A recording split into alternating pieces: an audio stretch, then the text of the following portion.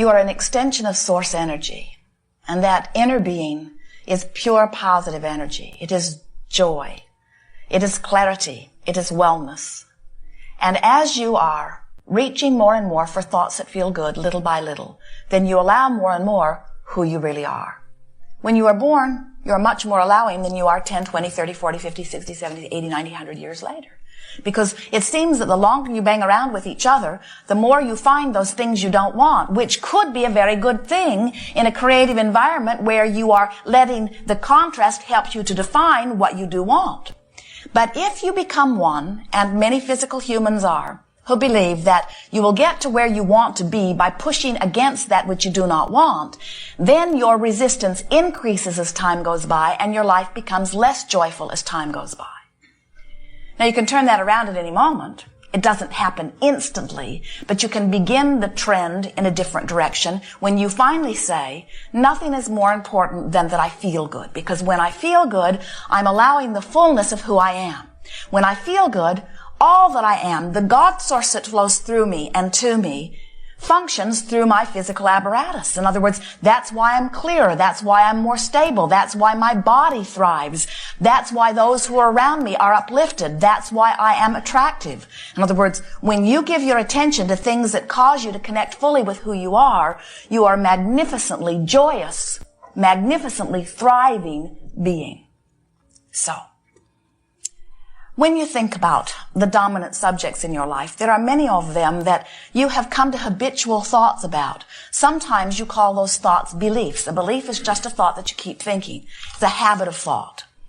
And sometimes you even call them core beliefs, which sounds very important and unchanging.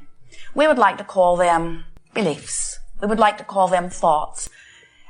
We might even go so far as to call them dominant thoughts, meaning thoughts that you usually think. So when you think about these thoughts that you usually think, and you think about the subject of dollars, do dollars feel to you like adventure and fun? Or does the subject of dollars feel to you like hard work and struggle? When you think about dollars, do you feel free or do you feel worried? You can tell. You can tell where you have practiced most. When you think about your physical body, do you feel sure-footed? Do you feel happy when you think about your body? Or when you think about your body, do you feel disappointed or do you feel tentative? Do you feel uncertain? Do you worry about your body or do you feel pleasure when you think about your body? You can tell what you've practiced most. It's true of all subjects. Your dominant relationship, does it feel like a vacation or does it feel like hard work? Does it feel like expansion or does it feel bound and tight? You can tell by the way you feel when you approach the subject what you've been practicing.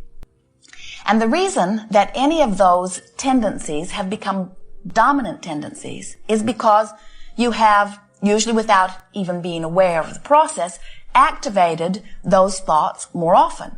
And the way you activate a thought is just by turning your attention to it. In other words, whatever you are giving your attention to is activated. So you say, all right, Abraham, I'm getting the hang of this, so I've been thinking about this and I don't feel good when I think about it, so I'm going to deactivate this thought.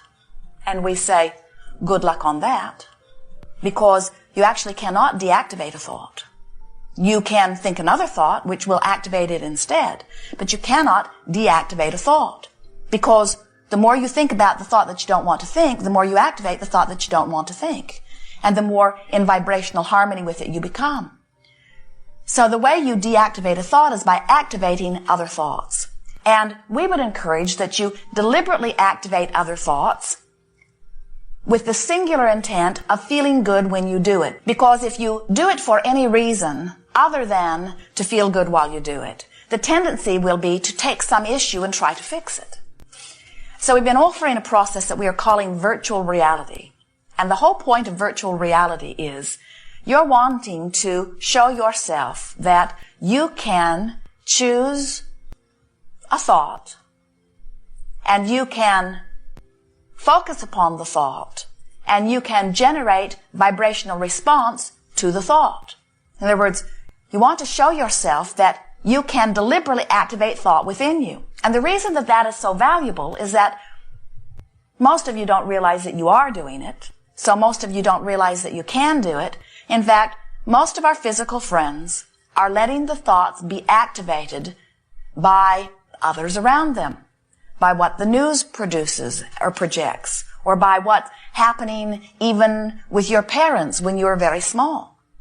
It is not an uncommon thing to find someone today who, through the contrast that they've been living, has a very pointed, very clear, very personal, very wonderful desire focused within them. But the airtime that they give to the subject is more about the absence of their desire than it is about their desire. And the reason that they do that is because they learned their habit of thought relative to dollars, or relative to wellness, or relative to their body, or relative to relationships. They learned it long, long before their personal desire was even hatched. So their personal desire didn't actually even stand a chance, because their habit of thought had already been established before it was even born. In other words, here's this bright young thing, goes off to college, meets someone who is sure that abundance is the way that life will be, and is aggravated to want more than he has ever wanted before. But every time he even lets himself hope for a better life, the habit of thought that he learned from his parents activates instead and holds him in a place different than he wants to be. So then he develops theories about why he cannot get to where he wants to be. He suggests that he was not born into the right place, or he suggests that there is prejudice against those like him, or he suggests, when he is very far-reaching, that he was bad in a past life. He suggests that there are all kinds of things, because surely it cannot be due to him, because he's giving it all of the effort that anyone could give it. In fact, he's giving it more effort than the one who is succeeding. So he cannot make heads or tails. Why can he not find the success that he is working so hard to find, and that in his heart he believes that he deserves? What is standing in his way? And it is amazing the stories you come up with to explain that.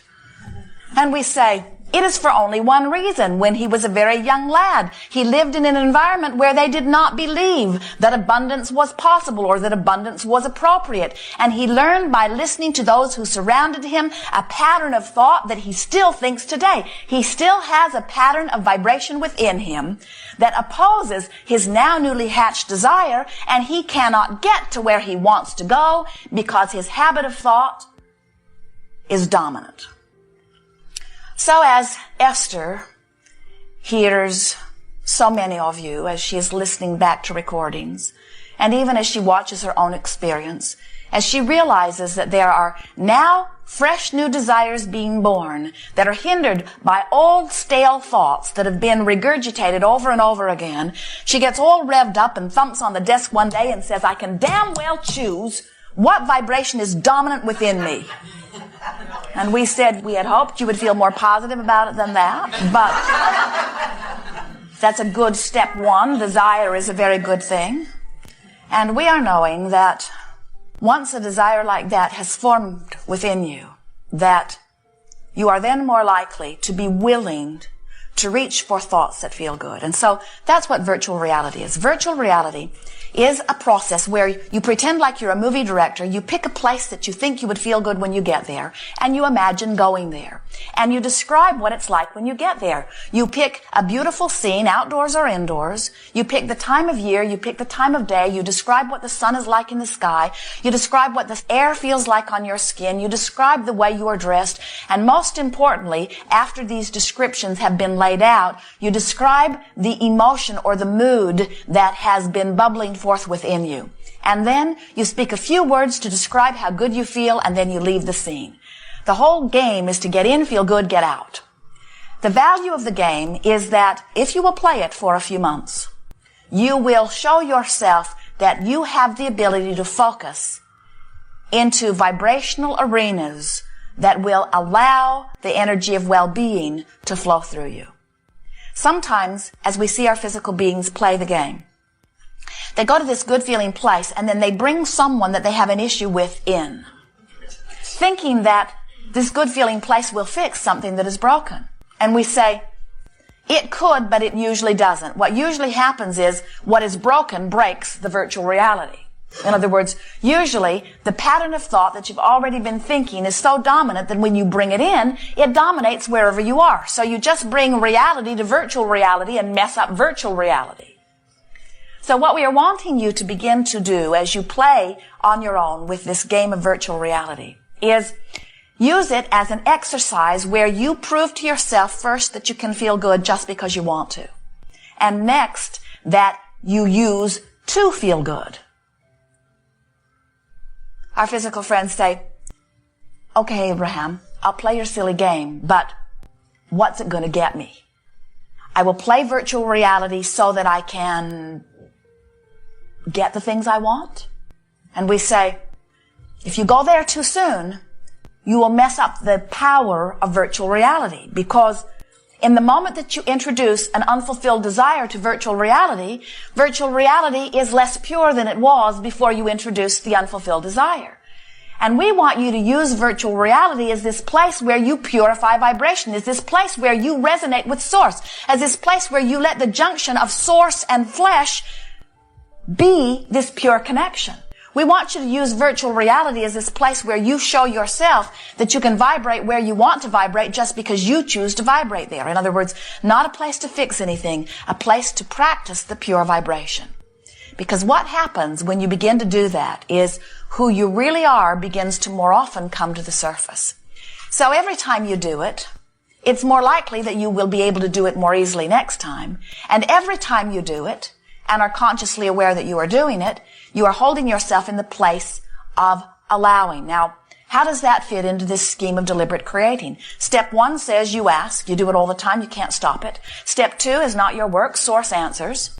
Step 3 is your work. You must be in the receiving mode of what you're asking for. Virtual reality is a really good place to get into step 3. Because when you are basking in the beauty of something that you've conjured in your own mind, there is no resistance within you, especially when you get good at it. Of course, meditation is the ultimate deactivation of a thought, isn't it? Because when you quiet your mind, you stop any vibration that might be resistant in nature. That's why meditation is so often encouraged. When you meditate, you quiet your mind. When you quiet your mind, you stop all negative thought. When you stop the negative thought, you allow the vibration that is you to raise to meet the source that is you. But in meditation, you're not focused upon that which you desire. And so in meditation, you are in this place of absolute allowing, not trying to make anything happen. And that really is what creating is. Creating is understanding that step 1 and step 3 are both important steps, but they are separate steps. So the perfect creation is like the perfect dance. You use one foot and then the other, and then one foot and then the other. It wouldn't be a very good dance if you were hopping around on one foot. And deliberate creation is the same way. There is step 1, there is step 2, but don't worry about it, it's not your work. There is step 3. So you let the contrast inspire you to the desire. It's going to happen without your consciously getting involved. And then you spend your every waking moment playing as many different games as you can play that hold you in the place of allowing what you've been asking for.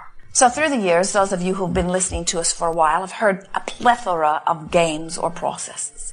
And every one of them has been pointed toward helping you find, for this moment of the game, alignment with who you are by no longer, at least for the time of the game, pushing against or disallowing or vibrationally hooking up with the absence of something that you want. So we began by describing a book of positive aspects, where you get a new book, you put something that is important to you at the top of a page, and then you just sit and write positive aspects about that. Very good process, except sometimes you took the issue that was bothering you most, and as you tried to make your list of positive aspects, every time you wrote a positive aspect, you felt a negative one. So the book of positive aspects was helpful if you didn't have any big issues. But on the things that really mattered, it didn't help you very much, because all it did was cause you to activate something right where you'd practiced it for the last 20 years.